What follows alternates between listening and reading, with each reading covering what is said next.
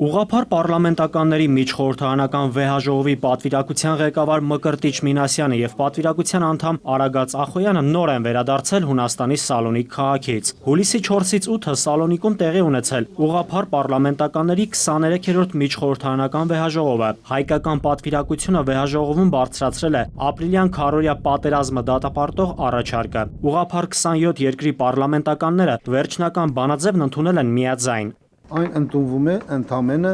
որպեսզի հանրությունն իմանա եւ իմանան, որ 27 երկրների պարլամենտականներ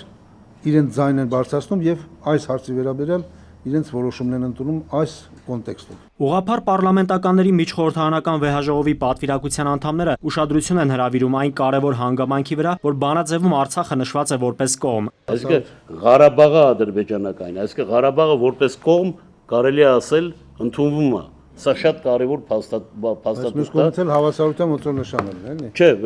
ասենք ինքը չի ասում։ Այստեղ հստակ է դա։ Հայկական ասում Ղարաբաղը ադրբեջանական, այսինքն այստեղ բարձ երևում է, որ այդ շունչը կա, որ այո Ղարաբաղը համարյա թե ներկայացված է որպես կողմ, հավասար կողմ Ադրբեջանի հետ նույնիսկ բանակցությունների եւ այլն եւ այլն։ Հայտարարության մեջ նշված է նաև, որ ադրբեջանի ահաբեկչական քաղաքականությունը լուրջ սպառնալիք է տարածաշրջանի անվտանգության համար։ Մինսկի խմբի համանախագահներին եւ միջազգային կազմակերպություններին նրանք կոչ են արել հասցեական ազդեցություն գործել ադրբեջանական կողմի վրա, որը պատասխանատու է ստեղծված վիճակի համար։ Տարիներ շարունակ անընդհատ բղավում ենք, ասում ենք, որ հարգելի բարեկամներ, բավական է հավասարության նշան դնեք։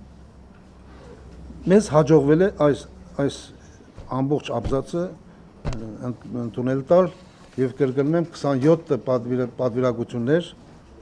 27 երկրների պարլամենտական պատվիրակություններ միաձայն քվեարկեցին այս բանաձևի օգտին։ Ուղղափառ պարլամենտականների միջխորհրդարանական վեհաժողովի պատվիրակության անդամները հայտնեցին, որ իրենց որոշ գոլեգաներ եղել են Արցախում։ Նրանցից շատերը Ադրբեջանի համար դարձել են պերսոնա նոն գրատա։ Նայիրի Մուրադյան, Խաչատուր Եսայան, ժամը լրատվական։